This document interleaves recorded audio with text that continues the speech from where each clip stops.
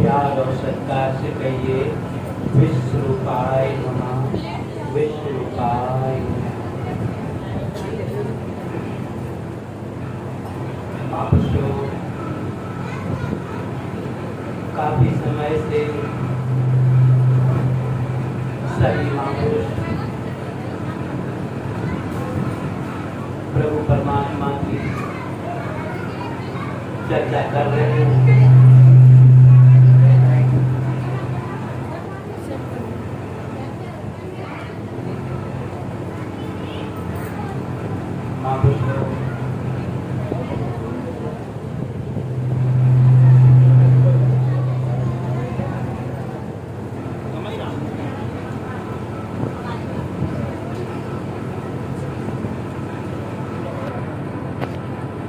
हम सबका अनुभव है, सभी को अनुभव होता है कि हम जिस शरीर में बैठे हैं, ऐसे शरीर न जाने कितनी बार धारण किए। महापुरुषों, जाने कितने बार हमने घर बनाए, वो घर छूटे, कितने बार हम धनवान बने, पदवान बने, प्रतिष्ठावान बने, बलवान बने, पदवान बने, न जाने कितने बार हम बनते आए और बिगड़ते आए। अनेक बार हमने ऐसे घर बसाए, घर उजड़े, फिर दूसरे बसाए, फिर उजड़े। ऐसा ही क्रम हम सबके साथ चलता रहता है। इसी के निवारण के लिए हम सब मिलकर सत्संग करते हैं। कि कारण क्या है? हम हमेशा दुखी रहते हैं। जन्म से मृत्यु तक हम सबका अनुभव है, हम दुखी बने रहते हैं। थोड़े बहुत समय के लिए कहीं थोड़ा बहुत सुख मिले, झलक मिले तो मिले, न हम हमेशा दुखी रहते हैं। महापुरुषों, दुख का कारण क्या है? हम देखते हैं, अभी हम बैठे यहाँ बैठे हैं, हम सब अपने अपने अंदर झांक के देखें। सत्संग में बैठे हैं, सत्संग सुनने की इच्छा है, फिर भी अपने अंदर देखें, बैठे सत्संग में हैं, अंदर विचार कुछ और चलते रहते हैं। हर समय विचारों की एक लहर आती रहती है। जब हम ध्यान करें, वैसे विचार कम भी हो जाए। जब हम ध्यान करते, न जाने कहाँ से तरह तरह से विचार आते रहते हैं। महापुरुषों, विचार हमें अपने से दूर बाहर ले जाते हैं। बिगर विचार के हम एक क्षण रह नहीं पाते। विचारों की ये लहर, ये तरंग हमें अत्यंत परेशान करती रहती है। हम यहाँ बैठे हैं, बाहर देखें, यदि कोई गाड़ी निकले तो हम सत्संग में जरूर बैठे हैं। हमारे चित्त रूपी सागर में तरंग उठ जाएगी। ध्यान कहाँ चला जाएगा? गाड़ी। जब हमारे विचार इधर उधर दौड़ते महापुरुषों, हम अपने से चूक जाते हैं, हम अपने से अलग हो जाते हैं, हम ध्यान से अलग हो जाते हैं। विचारों की ऊहा-फूह में हम अपना पूरा जीवन व्यतीत कर देते हैं। महापुरुषों, हम यहाँ सब अपने अंदर विचार करके देखें।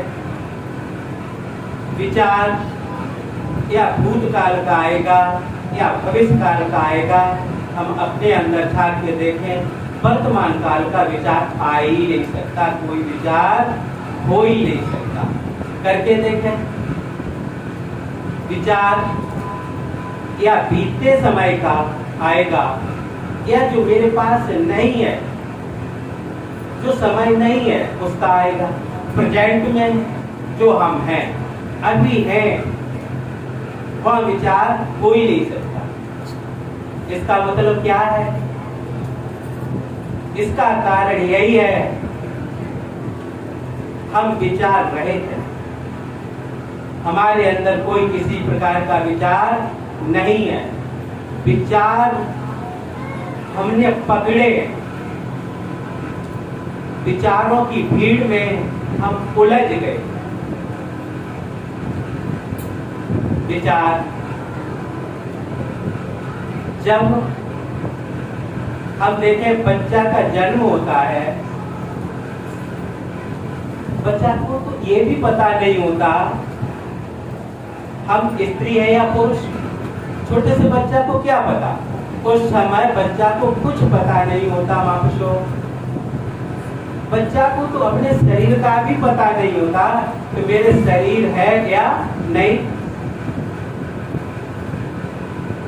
जब बच्चा धीरे धीरे बड़ा होता है तो उसके अंदर विचार उठना चालू हो जाते हैं। यही से वो दुख के मार्ग पर चलना शुरू हो जाता है। बच्चा जब जन्म लेता है वो दुख को भी नहीं जानता, सुख को भी नहीं जानता। वो असली चेहरा होता है, उस पर नकली बनावट कुछ भी नहीं होती है। बच्चा जन्म के बाद सीखता है मैं शरीर हूँ। शरीर कब जाना? जन्म के बाद, होश में आया। फिर नाते रिश्ते, ये माँ बाप, जो भी बच्चा सीखता गया, विचारों की भीड़ में पढ़ता गया और बच्चा दुखी और सुखी होने लगा। ये चाहिए, ये नहीं चाहिए, ये अच्छा, ये बुरा, वो कल्पनाओं के अंदर फंसता गया और दुख को प्राप्त हो जाता है। महापुरुषों, हमारे विचारों में सुधार आए। सुधार कैसे? विचार से विचार कटने लगे। जैसे हमारे पैर में कांटा लग जाए, कांटा किससे निकालेंगे? कांटे से। कांटा किससे निकालेंगे? हम सब कांटे से ही कांटा निकालते हैं। तो हम विचार कैसे निकालेंगे? विचार जो हमारे चित्त में वृत्तियां उत्पन्न करते हैं, वृत्तियां हैं। हमारे मकान बन जाए, हम दुखी है, अभी मकान नहीं बना, अभी तो मकान के विचार आए, हम दुखी पहले हो गए। क्यों दुखी हो गए? मकान कैसे बनेगा, धन कैसे आए, हम किसे ठगे, कैसे चोरी करें, कैसे कमाएं, कैसे हेरफेर करें, किसके साथ करेंगे? मनुष्य के साथ करेंगे। अभी मकान नहीं बना, हम दुखी पहले हो गए, हम अपराध पहले करने लगे, तो हम धन कहाँ से लाए, कैसे लाए, अब हम दुखी होने लगे। मकान बन गया तब भी दुखी। अब ये कमरा गंदा है, इसमें बेड नहीं, इसमें फ्रिज नहीं, इसमें कूलर नहीं, ये भी हो जाए फिर भी दुखी। क्यों दुखी? ये कमरा गंदा पड़ा, लैट्रिन गंदी पड़ी, फ्रिज टूटा जा रहा है, हम किसी भी हालत में हम सुखी नहीं होते। और जो हमें मिला, मकान मिला, उससे मन हट गया, अभाव में चला गया, हट गया। अब ये मकान अच्छा नहीं लग रहा उतना जितना होने से पहले लग रहा था। अब मन कहाँ पहुंचा है? ये मकान तो खाने को दौड़ रहा है, अच्छा ही नहीं लग रहा है, छोटा है, इसमें कैसे गुजारा हो, 4 बच्चे वो कैसे रहेंगे, क्या करेंगे। एक शहर में तो मकान हो, आगे बढ़ते। जो चीज नहीं है मन कल्पना करके उसे पकड़ता और विचारों में उलझता रहता है। महापुरुषों विचार तो उठे, ऐसे उठे जो हमें अपने नजदीक लाए, अपने। अभी जो दास ने कहा कि स्वयं में कोई विचार नहीं होते, विचार स्वयं से पैदा होते जब हम हृदय से पैदा करते हैं। प्रेजेंट में जो हम हैं वहाँ कोई विचार कभी होते नहीं है। हम किसी तरीके से किसे जाने, हम यहाँ बैठे, हम सब सत्संग हो रहा जान रहे हैं, एक दूसरे को जान रहे हैं, सब कुछ जान रहे हैं। हम लोगों से पूछा जाए क्या कहेंगे? हम सब जानते हैं, क्या नहीं जानते? हम आपको जाने और सब जाने, उलट के या कोई पूछ बैठे क्या आप अपने को जानते हैं? इतना तो कह सकते हैं, हाँ जानते हैं। सुनी हुई बात जो सुना है, क्या सुना है? हम जीव हैं, मैं जीव हूँ, मैं आत्मा हूँ। क्यों सुना? अनुभव नाम की एक किरण भी हम सबके अंदर उतरी नहीं है। कोई पूछ बैठे आपको अनुभव है, आप जीव हैं या आत्मा है? अनुभव के शब्द आप कहें, शरीर से अलग बताने की कोशिश करें, अनुभव बोले अपना, क्या कहेंगे? हम पढ़ी वही बात, हम वेदों की बात कहेंगे, शास्त्रों की बात कहेंगे, गीता की बात कहेंगे, कुरान की बात कहेंगे, रामायण की बात कहेंगे, लेकिन अपना कोई भी अनुभव उसमें है नहीं। क्यों? कि हमने अनुभव से अपने को जाना ही नहीं, समझा ही नहीं। जो स्वरूप है स्वयं है महापुरुषों। ये वेदों के पढ़ने से, शास्त्रों के पढ़ने से, रामायण के पढ़ने से, गीता के पढ़ने से, बाइबल के पढ़ने से, किसी के पढ़ने से इसका अनुभव हो सकता नहीं, क्योंकि ये अक्षर से परे। कवि साहब ने यहाँ एक साथी थे, कहीं कभी विचार के, कवि साहब कहते हैं और मैं विचार से कहता हूँ, बड़े विचार के साथ कहता हूँ, कहीं कभी विचार के नियक्षर को भेद। मैं बड़े विचार के साथ कहता हूँ, जहाँ अक्षर नहीं है नियक्षर है, नियक्षर के भेद को कहता हूँ। नियक्षर लग पावई सोई हंस अच्छे। तो एक बार महापुरुषों, जो एक बार उस नियक्षर की जो बात चल रही है, हमारे महापुरुष जी पहले बता गए, अपने को जानो, अपने की बात अब हम सब कर रहे मिलके। नियक्षर को एक बार जान ले, वही मनुष्य है, अन्यथा चेतन होते हुए भी हम अचेतन, मनुष्य नहीं। क्यों?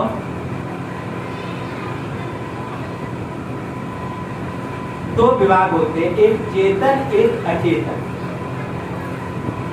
अचेतन कौन है? जड़ तत्व, मिट्टी, पानी, आग, हवा, इनमें चेतनता नहीं है। क्यों?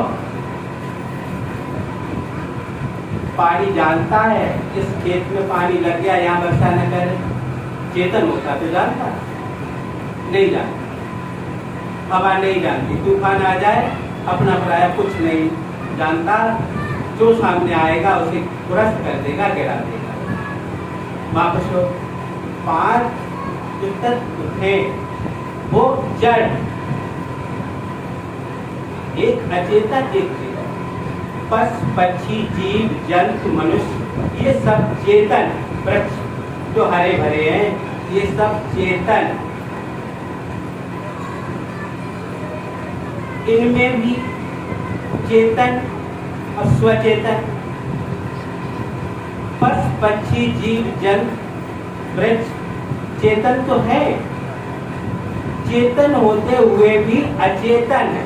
गौर से थोड़ा सुनना, चेतन होते हुए भी अचेतन है। क्यों? पशु पक्षी जीव जंतु इन्हें अपना पता है, अपने होने का पता है।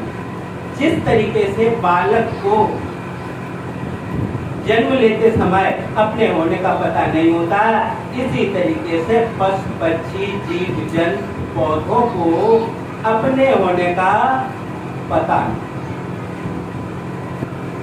चेतन होते हुए भी अचेतन को अपना पता नहीं, तो मैं चेतन इनसे मनुष्य उत्तम क्यों? महापुरुषों ने कहा था मनुष्य उत्तम है। उत्तम होने का कारण क्या है? तो मनुष्य जानता है, मनुष्य जानता है क्या? तो मैं चेतन, मनुष्य अपने को जानता है, मनुष्य जानता मैं हूं।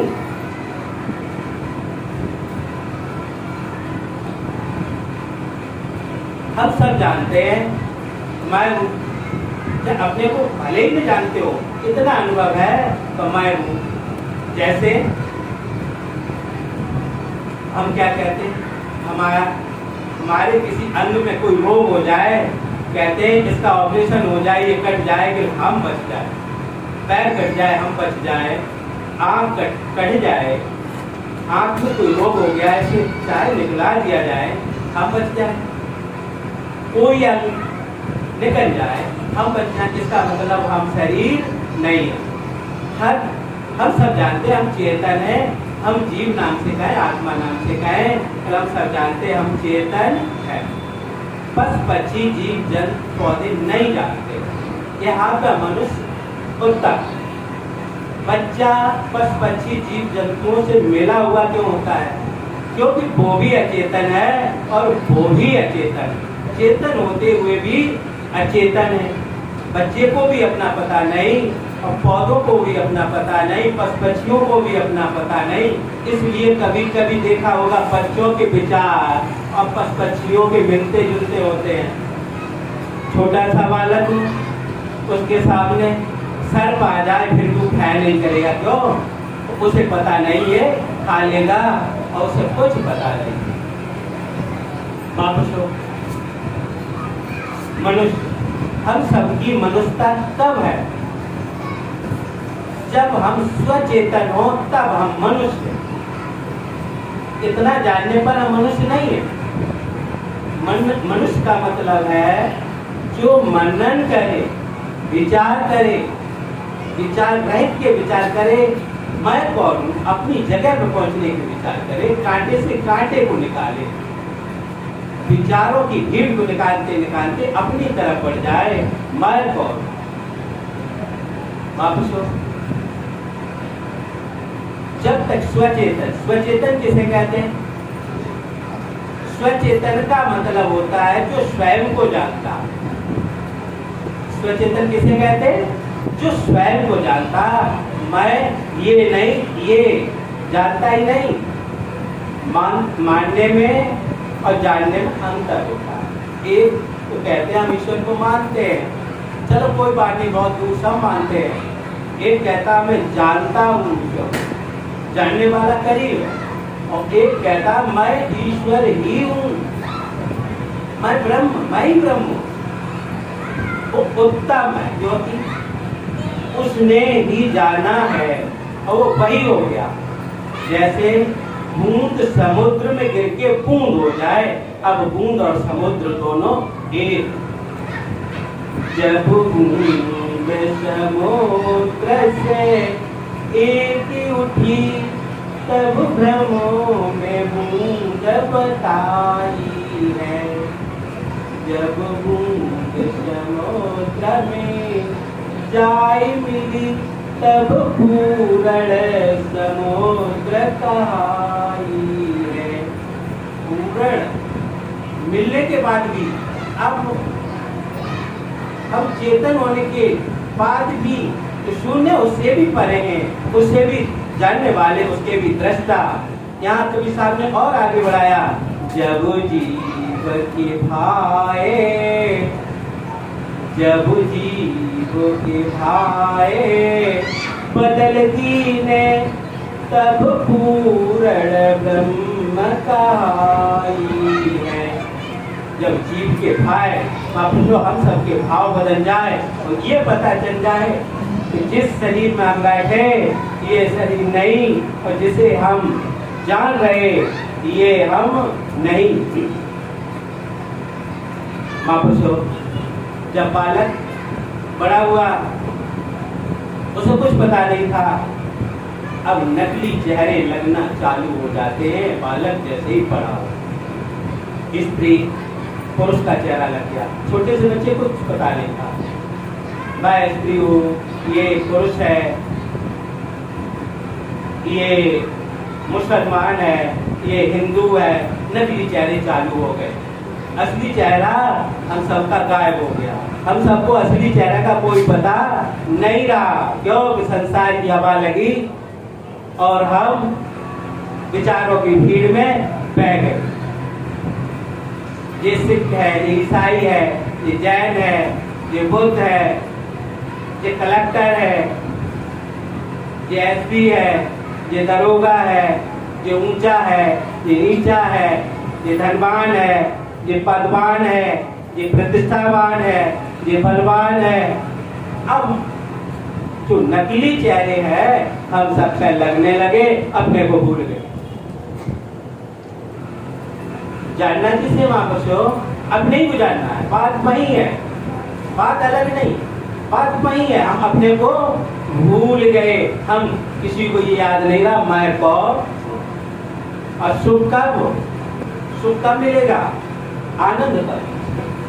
जब अपने को जाने, अपने में स्थित होते ही पर्पस खत्म हो जाएगा, विचार खत्म हो जाएंगे, लहरें खत्म हो जाएंगी, कल्पना खत्म हो जाएगी, कुछ नहीं बचेगा। वहाँ तो एक शांत सागर, शांत आनंदमय, वही जगह ऐसी है, निस्वरूप ही ऐसा है जहाँ कोई द्वेष नहीं, कोई विकार नहीं, कोई नकली चेहरा नहीं, कहीं कुछ नहीं, उसे आनंद कहा गया। मनुष्य हम किसी तरीके से अपने असली चेहरे को जाने, मेरा असली चेहरा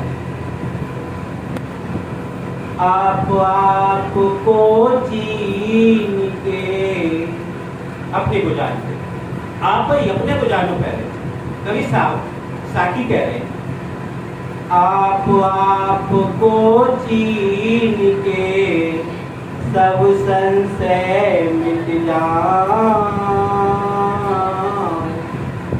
कहे कबीर निर्दोष भाव ब्रह्म स्वरूप समान। जिस समय आप अपने को जान लेंगे, आप आपको चीन के सब संशय मिट जाएं, आपके सारे संशय मिट जाएंगे। कवि साहब कहते आप ही ब्रह्म हैं, फिर आप ब्रह्म हो जाएंगे, आप आनंदित हो जाएंगे। पहले आप अपने को जीने, अपने को जाने।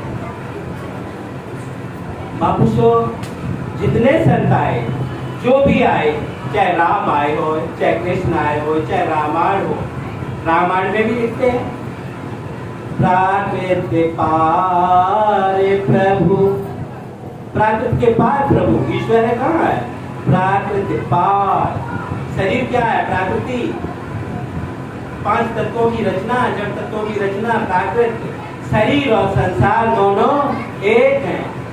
वो स्वामी जी कहते हैं प्राकृत पार प्रभु सबयोर वासी ब्रह्मनीय विरज अविनाशी। वही ब्रह्म है जो प्राकृत के पार है।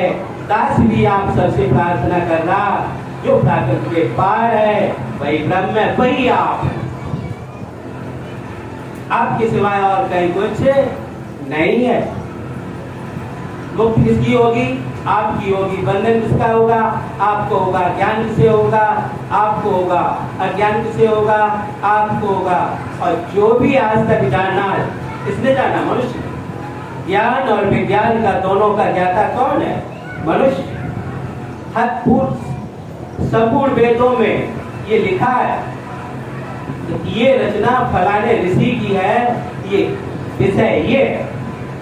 लोग कह देते हैं बड़ा दीवार तो ये स्वर्ग से आए हैं, समुद्र में निकले हैं, ये हुआ, वो ऐसा नहीं है। वेद उठा के देखें, संपूर्ण वेदों में ये लिखा है कि ये फलाने ऋषि की रचना है, कि विषय ये है। सारे विषय लिखे हैं।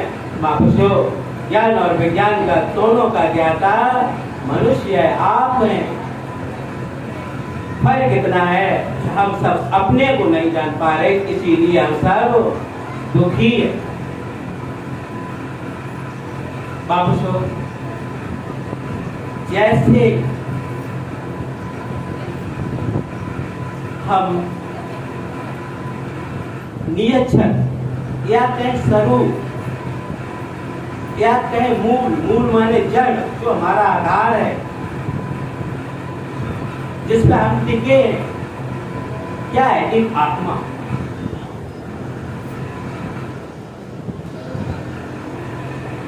मूल तत्व ही अमृत है। लोग कह देते हैं कि अमृत कहीं भरा हुआ नहीं मिलेगा किसी को। किसी ने सुना कहीं अमृत किसी को मिला हो?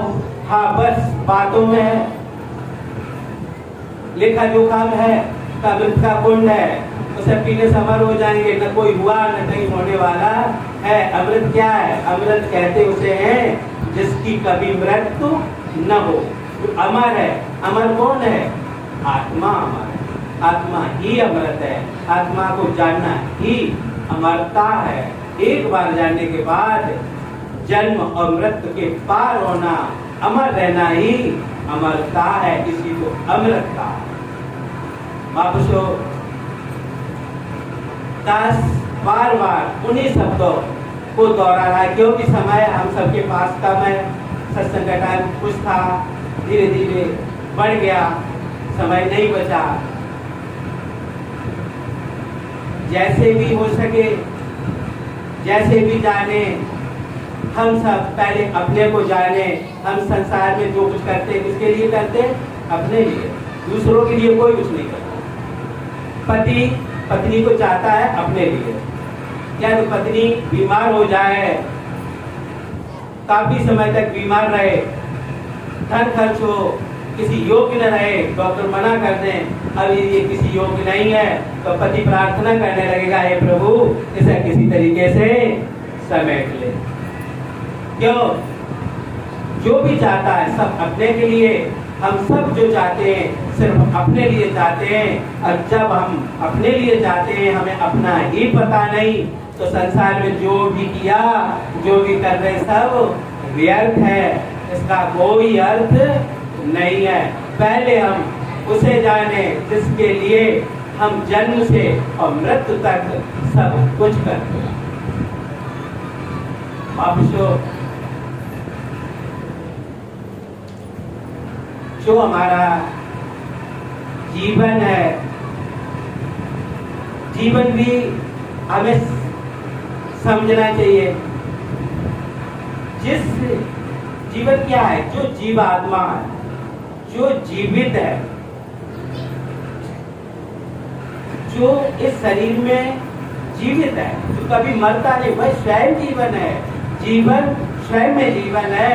और जीवन हम कभी कभी किसे समझ लेते?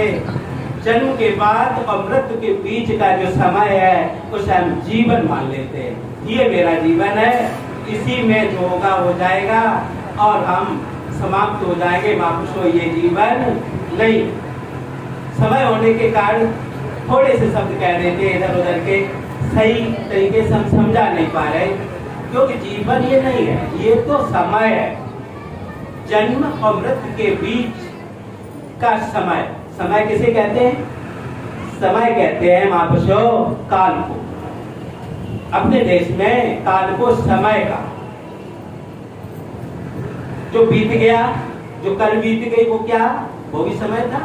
बीत गया, बीता भूत। बीते हुए समय क्या कहते हैं? भूत का। भूत जो मर गया, जो चला गया, बीत गया। हम उलझते कहां पर? बीते हुए में। उसने ऐसे कहा, फलाने ने ऐसे कहा, उसने गाली दी, उसने बुरा किया, इनमें उलझे क्योंकि बीत गया, उसमें कुछ होने वाला नहीं। आप हम कुछ कर सकते नहीं।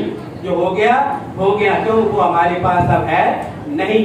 कल किसी ने गाली दी, अब उसमें क्या कर सकते? आज सिर्फ हम अपने को दुखी कर सकते, उलझा सकते हैं और कुछ कर सकते नहीं, क्योंकि वो हमारे पास नहीं है। काल बीत गया, मृत भागी उसे, जो बीत गया, चला गया। कल को, समय को मृत्यु कहते हैं, समय को काल कहते हैं। आने वाला उसे भी कल कहते हैं कि नहीं कहते हैं? पीछे भी कल, आगे भी कल। कितने अच्छे शब्द दिए। कल का मतलब क्या है? कल, काल। वो काल है। जिस तरीके से जन्म से अभी तक जितने कल आए, जितना समय आया, सुख का आया महापुरुषों। सुख का हम सबके जीवन में समय आया, उसमें सुख है क्या? वो सुख हमारे पास है। दुख आया, बीत गया, जो समय बीता उसमें दुख आया, क्या हमारे पास दुख है? सुख है? किसी ने भला बुरा कहा है? कुछ बचा? बीत गया, वो हमारे पास आज कुछ भी नहीं है। इसी तरीके से कल को, आने वाले कल को भी हम कल कहते हैं, वो भी हमारे पास नहीं है। न मालूम कल आएगा या नहीं आएगा। महापुरुषों, कुछ गारंटी नहीं है, कुछ पता नहीं है। वो भी बीता हुआ, वो भी काल है। उसके लिए हम चिंता व्यर्थ करते हैं, हम आशा बांधे रहते। क्या आशा? क्या बांधे रहते? आज नहीं सुखी हो पाए, कल तो हम अवश्य हो जाएंगे, कल इस वस्तु को अवश्य पालेंगे, कल ऐसा अवश्य कर लेंगे। बस कल पे टालते रहते पूरा जीवन बीत जाता है, कल कभी आता नहीं है। कल कभी आया, कभी नहीं, फिर कल आ जाएगा। और कल जो आता है वो आज ही बन के आता है, आज के रूप में आता है। वो आज ही है, अभी है, इसी क्षण है, अभी जी लें, अभी यही, अभी जीना ही जीना है। अभी क्यों? कल कहां से निकलेगा? आज से निकलेगा, अभी से निकलेगा। यदि अभी आप सुखी हो जाएं, आज का दिन खुशहाल बना लें, आज सुख प्राप्त कर लें, आज हंसे खेलें, ईश्वर में मस्त हो जाए, तो कल का भी दिन अच्छा होने वाला है, इसमें कोई संशय नहीं है। विचार करें, शाम को सोएंगे, हम शाम को सब सो जाते हैं, सोते समय कुछ पता नहीं रहता, सो गए, जगते तब क्या होता है?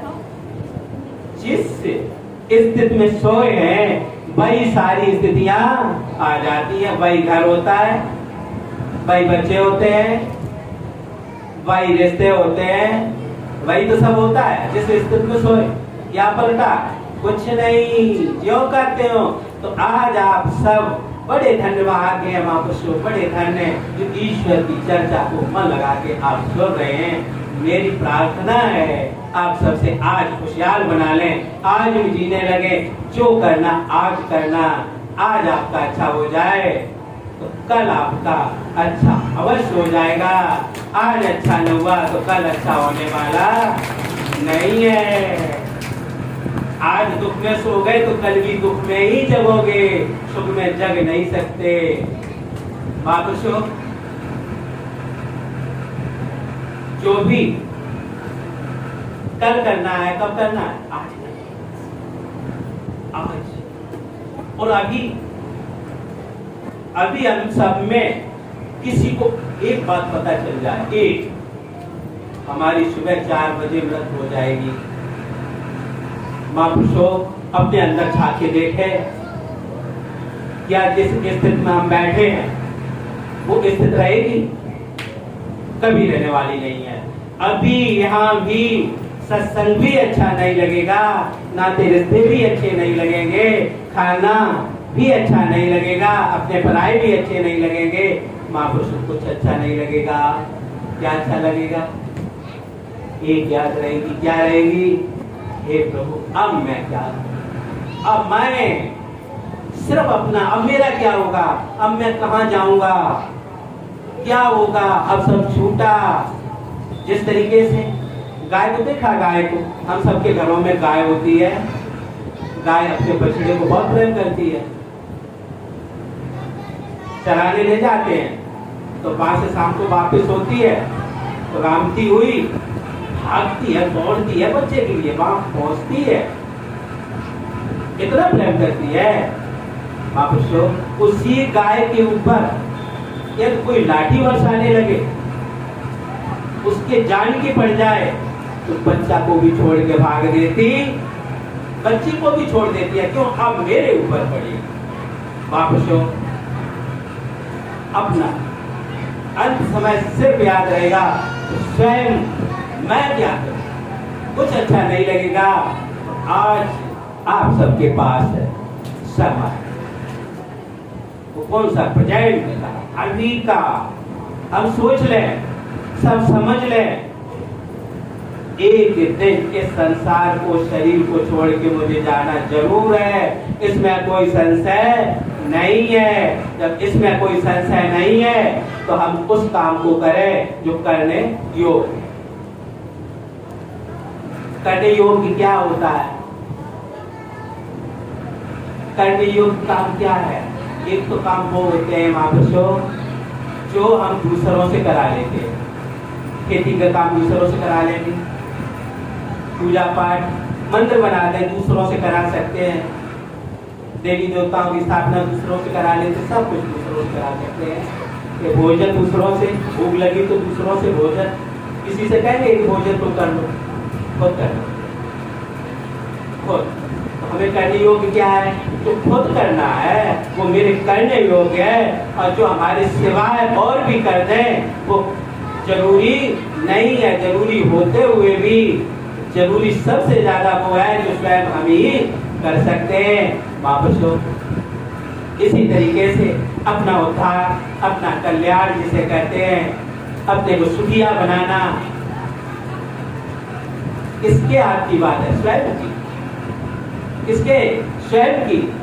मनुष्य बन गए, एक बार मनुष्य बनने के बाद आगे इस जन्म में जाना है, कैसा जन्म पाना है, हमें सुखी होना है, हमें दुखी होना है, अब और किसी के हाथ में नहीं, ये किसी ईश्वर के हाथ में नहीं, ये तुम्हारे हाथ में है। तुम जैसा करोगे वैसा ही तुम्हें मिलेगा, अब तुम्हारे हाथ में है।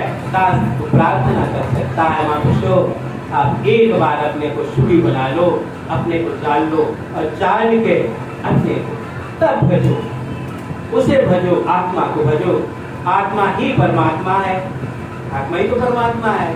क्यों? परम कब हो गई? जब उसने अपने को जान ली, अब परम हो गई। महापुरुषों, अपने को एक बार जान के, अपने को सुखी जान के, अपने को सुखिया बना लो। क्यों? तो ये आपके करने योग्य काम है। आज आप सबके अंदर ये पावर है, ईश्वर ने मनुष्य शरीर दिया है। अब ईश्वर ने अपनी तरफ से कोई कंजूसी नहीं की, ईश्वर ने मनुष्य शरीर दे दिया। अब कैसा करना कैसा नहीं करना, अब ये आपके हाथ की बात है। कर्म महापुरुषों भी अकाट्य है, कर्म अकाट्य है। जैसे आपने देखा कटहल का पेड़ लगा है, प्राकृतिक नियम है। लाओ त्से जो चीन के बहुत बड़े संत हुए, उन्होंने बताया जो प्राकृतिक के नियम है वो अकाट है। कटहल का पेड़ लगाए हम सब, तो कटहल के पेड़ पर कभी आम आ सकते? प्राकृतिक नियम है, इसे टाल सकता कोई? यहाँ पर किसी ने टाला? क्या आएगा? कटहल के पेड़ पर कटहल ही आएंगे, इसे कोई टाल सकता नहीं। कटहल के पत्ते आएंगे, कटहल की डाली होगी, कटहल जैसे ही उसका सब स्वभाव होगा, इसे कोई टालने वाला नहीं। इसी तरीके से पंचभौतिक की जो रचना है, प्राकृतिक की जो रचना है, ये क्या है? अकाट्य नियम, एक नियम। पानी आएगा, बाढ़ आए, किसी को छोड़ेगी? नहीं छोड़ेगी। उसके सामने जो आ जाएगा उसे बहा देगी। प्राकृतिक का नियम, जो जड़ तत्वों का नियम है, वो अकाट्य है, इसे कोई टाल नहीं सकता। इसी तरीके से वापस कर्म अकाट्य है। ये संसार पंचभौतिक रचना है, जड़ तत्वों की रचना है। चेतन ये तो घट है, इस घट में चेतन बैठा है, ये वो अलग है, बिल्कुल अलग। क्यों? हम सबको अनुभव है, जब वो चेतन निकल जाता है, ये तो सब पूरा का पूरा पड़ा रहता है, वो अलग न होता तो निकल कैसे जाता? वो इससे सदैव अलग है महापुरुषों। ये घट की रचना क्या है? जड़ तत्वों की रचना है, प्राकृतिक की रचना है। शरीर और संसार एक है महापुरुषों। इसलिए इस शरीर से महापुरुषों ध्यान से दास की प्रार्थना सुन ले। इस शरीर से जो भी किया जाएगा, जिस तरीके से संसार में हम जो भी बोते हैं वो ही पैदा होता है और कुछ पैदा होने वाला नहीं है। ये प्राकृतिक का नियम है, ये प्रकृति ही शरीर है। मन भी प्रकृति है। क्यों? मन प्रकृति है, बुद्धि प्रकृति है, वाणी प्रकृति है, इंद्रियां प्रकृति है, सब प्रकृति, पूरा शरीर ही प्रकृति का है, चेतन छोड़ के। क्यों?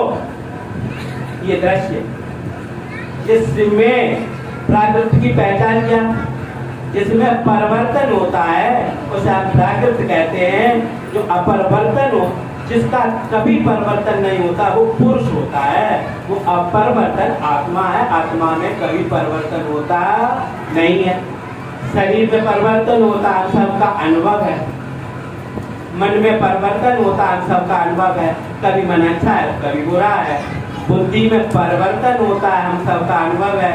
बुद्धि कभी किसी निर्णय को लेती है, कभी किसी निर्णय को लेती है। प्राकृत में परिवर्तन होता है, पुरुष में कभी परिवर्तन नहीं होता, आप में कभी परिवर्तन नहीं होता। ये भी हम सबको अनुभव है। हम सबसे पूछा जाए क्या आप बालक थे? थे, कहेंगे थे, तो वही आप हैं, हम वही हैं। शरीर वैसा ही है, कह देंगे वैसा नहीं। इसका मतलब परिवर्तन हो गया, शरीर का परिवर्तन हो गया, घर बार का परिवर्तन हो गया, धन का परिवर्तन हो गया, बुद्ध का परिवर्तन हो गया, संगी साथियों का परिवर्तन हो गया, सबका परिवर्तन हो गया, सब में परिवर्तन हो गया। आप में परिवर्तन नहीं हुआ। आप जो बालकपन में थे वही आप हैं। आप कहेंगे आप बचपन में थे, वो नहीं है, तो वही है, वही जवानी में, वही बुढ़ापे में, और वही रहेंगे। इसीलिए दुख है। सत्संग क्यों करते हैं? हम रहेंगे, बदलेंगे। बदलेगा क्या? जिसमें परिवर्तन होता। परिवर्तन किसमें होता? शरीर में। शरीर बदल जाएगा, हम बदलने वाले नहीं है। आगे किसी शरीर में कर्मानुसार हम किसी शरीर को प्रवेश करेंगे। इसीलिए हमें परिवर्तन कभी होता नहीं है। हमें जानना किसे है? अपने को जानना। क्यों?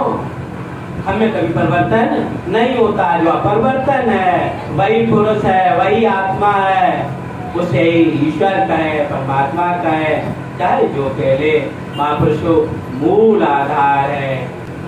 आप सब में रम रहो, सब में वही रम रहा, वही आत्मा रम रही। आप सब में रम रहो, आत्म रूप प्रवाह। आत्मा एक ही समान, उसी आत्मा सब में रम रही। कैसे रम रही? ज्यों ऊखई से होत है चीनी शक्कर गुड़। देखा, अभी लोग मिठाई लाएंगे, कोई पूछेगा किसकी उखारी का ये गन्ना था जिसका रस निकल के गुड़ बनी, उससे चीनी बनी, किसी को पता नहीं। इसी तरीके से हम भूल गए अपने को, मैं कौन हूँ। महापुरुषों, जिस तरीके से ईख से, गन्ने से रस निकलता है, रस से ही गुड़ बनती, गुड़ से ही चीनी बनती, मिश्री बनती, इसी तरीके से सबका रचयिता कौन है, सबका उदालत कौन है, एक अविनाशी आत्मा। उसे जानना ही ज्ञान है, उसे न जाना तो संसार में आप हमने कुछ नहीं जाना। कितना भी तप करें, कितना भी जप करें, कितना भी नियम करें, कितना भी संयम करें, चाहे कितना भी कुछ भी कर ले, लेकिन अपने को जाने बगैर सब व्यर्थ है। उद्धार अपना होना है, भाव अपना बदलना है, मुक्त अपनी होनी है, दूसरे को नहीं।